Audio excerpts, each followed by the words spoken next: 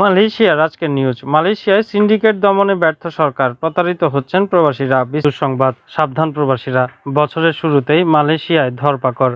বিস্তারিত জানতে ভিডিওটির শেষ পর্যন্ত দেখুন। মালয়েশিয়ায় বিদেশ কর্মীদের সঙ্গে প্রতারণার ঘটনাগুলোকে দায়ী করে অভিবাসী শ্রম অধিকার বিশেষজ্ঞ অ্যান্ডি হল বলেন, বাংলাদেশি শ্রমিকদের জোরপূর্বক শ্রম নিয়োজন ও পাচারকারী নেটওয়ার্ক মোকাবেলায় সরকারের ব্যর্থতাই আসল সমস্যা। তিনি বলেন, কর্মীদের নিয়োগের জন্য আবেদনকারী সংস্থাগুলোর সক্ষমতা ও চাহিদার সত্যতা যাচাই করতে সরকারের ব্যর্থতার কারণে শ্রম সমস্যা প্রধান একটি কারণ। এটি বৃহত্তর সমস্যার একটি অংশ মাত্র। এখানে মূল সমস্যা হলো আন্তঃসীমান্ত সিন্ডিকেট। এনজিও নর্থ সাউথ ইনিশিয়েটিভের পরিচালক আদ্রিয়ান পেরেইরা দাবি করেন, নিয়োগকারী এজেন্টরা অভিবাসী কর্মীদের নিয়োগের বিধিমালার ফাঁকফোকর অপব্যবহার করছেন। মানব সম্পদ মন্ত্রণালয় এই কোম্পানিগুলোর বিরুদ্ধে কার্যকর ব্যবস্থা নিতে ব্যর্থ। পাচার বিরোধী কাউন্সিল এবং অভিবাসীদের চোরাচালান বিরোধী টাস্কফোর্স এবং জাতীয় রেফারেল সিস্টেম কাজ শুরু করেনি। এসব কোম্পানির দৃষ্টান্তমূলক শাস্তি কোথায়? কিছুই হয়নি, যোগ করেন তিনি বলেন, কর্মীরা প্রতিশ্রুতি অনুযায়ী চাকরি সুরক্ষিত করতে ব্যর্থ হওয়ায় তাদের এজেন্টদের বিরুদ্ধে পুলিশ প্রতিবেদন দাখিলের সময় 20 ডিসেম্বর জোহরে পেঙ্গেরং 171 বাংলাদেশিকে গ্রেফতার করা হয়েছিল। যদিও মামলাটি মানব সম্পদ মন্ত্রণালয়ের এখতিয়ারের বাইরে পড়েছিল। নবনিযুক্ত মন্ত্রী স্টিভেন সিম বলেন, এটি মানবিক ভিত্তিতে বাংলাদেশিদের সাহায্য করবে এবং তদন্তে সহায়তা করার জন্য নিয়োগকর্তা এবং এজেন্টদের শাস্তির আওতায় আনা হবে। পেরেইরা বলেন, সমস্যাটি মোকাবেলা করা সবচেয়ে বড় চ্যালেঞ্জ হবে, কারণ তাকে এর মূল কারণ চিহ্নিত করতে হবে এবং নিয়োগ প্রক্রিয়া এবং কোটার অনুমোদনের জন্য দায়ী ব্যক্তিদের গ্রেফতার করতে হবে, তাকে নিশ্চিত করতে হবে। সিম কি শুধু তাদের আইন 446 দিয়ে থাপ্পড় মারবেন নাকি তাদের বিরুদ্ধে মানব পাচারের অভিযোগ আনবেন? তিনি যোগ করেন, শ্রমিকদের ন্যূনতম মানদণ্ডের আবাসন ও সুবিধা সংশোধন আইন 2019 উল্লেখ করে। সম্প্রতি পেরেইরা এবং হল উভয়ই পরামর্শ দিয়েছেন, শ্রম অভিবাসন বিষয়গুলোকে প্রধানমন্ত্রীর কার্যালয়ের আওতায় রাখা। মানব সম্পদ এবং স্বরাষ্ট্র মন্ত্রণালয় অভিবাসী কর্মীদের শোষণের সমাধান করতে অক্ষম প্রমাণিত হয়েছে। তিনি বলেন, মানব সম্পদ মন্ত্রণালয়ের অধীনে অভিবাসন সমস্যাগুলো নির্ভুল এবং অবাস্তব ছিল, কারণ মালয়েশিয়ার বেশিরভাগ অভিবাসী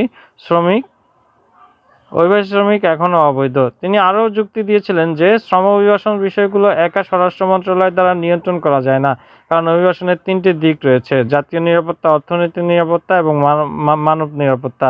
স্বরাষ্ট্র মন্ত্রণালয় জাতীয় নিরাপত্তার উপর দৃষ্টি নিবদ্ধন করে, তাই এটি শ্রম অভিবাসন নিয়ন্ত্রণ করা উচিত নয়। মানব সম্পদ মন্ত্রণালয়ও অনুপযুক্ত, কারণ এটি শ্রম ও শ্রম সুরক্ষার দিকে মনোনিবেশ করে, নিরাপত্তা, স্বাস্থ্য এবং অর্থনীতি নয়।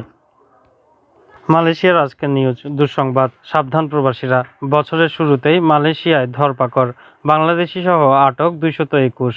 বিস্তারিত জানতে ভিডিওটির শেষ পর্যন্ত দেখুন।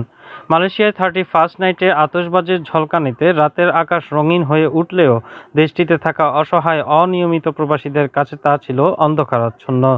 নতুন বছরকে স্বাগত জানাতে অন্য সবাই যখন আনন্দে মেতেছিলেন, তখন ইমিগ্রেশন পুলিশের হাত থেকে বাঁচতে এক প্রান্ত থেকে আরেক প্রান্তে ছুটছিলেন মালয়েশিয়ায় বসবাসরত অনিয়মিত প্রবাসীরা। স্থানীয় সময় রোববার 31 ডিসেম্বর 31st নাইটে দেশটির জহুর রাজ্যের গেলাং পাতাহের উলুচোহ রোডের একটি কংক্রিট কারখানার 30টি কন্টেইনারে অভিযান চালিয়ে 109 জন বাংলাদেশি সহ 121 জনকে আটক করে জহুর ইমিগ্রেশন বিভাগ। আটকদের মধ্যে বাংলাদেশি ছাড়াও পাকিস্তান, নেপাল, ভারত, ইন্দোনেশিয়া এবং চীনের নাগরিক রয়েছে বলে জানা গেছে। অপরদিকে সোমবার 1 জানুয়ারি দুপুর 1টার দিকে কুয়ালালামপুরের ব্রিকফিল্ডের আশপাশে পুত্রজায়া ইমিগ্রেশন বিভাগের অভিযানে আটক হয় বাংলাদেশি সহ আরও অন্তত শতাধিক অনিয়মিত অভিবাসী।